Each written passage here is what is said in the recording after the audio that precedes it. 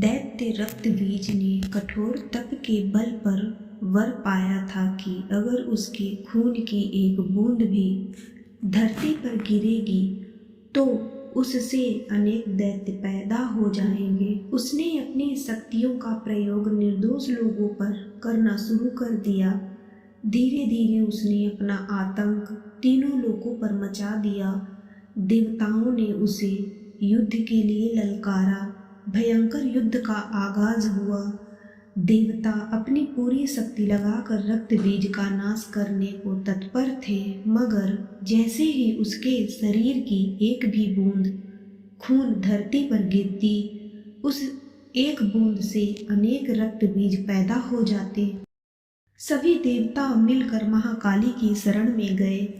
माँ काली असल में सुंदरी रूप भगवती दुर्गा का काला और डरावना रूप है, जिनकी उत्पत्ति राक्षसों को मारने के लिए ही हुई थी।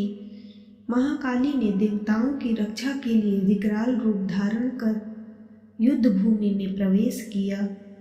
माँ काली की प्रतिमा देखें तो देखा जा सकता है कि वह विकराल माँ है, जिसके हाथ में खप्पर है, लहू टपकता है तो गले में खोपड़ियों की माला है, मगर माँ की आंखें और हृदय से अपने भक्तों के लिए प्रेम की गंगा बहती है। महाकाली ने राक्षसों का वध करना आरंभ किया, लेकिन रक्तबीज के खून की एक भी बूंद धरती पर गिरती तो उससे अनेक दानवों का जन्म हो जाता, जिससे युद्ध भूमि में दैत्यों की संख्या बढ़ने लगी।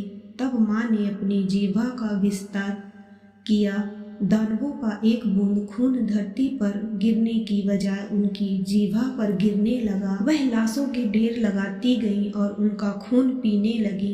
इस तरह महाकाली ने रक्तबीज का वध किया, लेकिन तब तक महाकाली का गुस्सा इतना विकराल रूप ले चुका था कि उनको शांत करना जरूरी था, मगर हर कोई उनके समीप जाने से भी डर रहा था। सभी देवता भगवान शिव के पास गए और महाकाली को शांत करने के लिए प्रार्थना करने लगे। भगवान शिव ने उन्हें बहुत प्रकार से शांत करने की कोशिश करी। जब सभी प्रयास विफल हो गए तो वह उनके मार्ग में लेट गए। जब उनके चरण भगवान शिव पर पड़े तो वह एकदम से ठिठक गई। उनका क्रोध शांत हो गया। आदि शक्ति माँ दुर्गा के विविध रूपों का वर्णन मार्कंडेय पुराण में वर्णित है।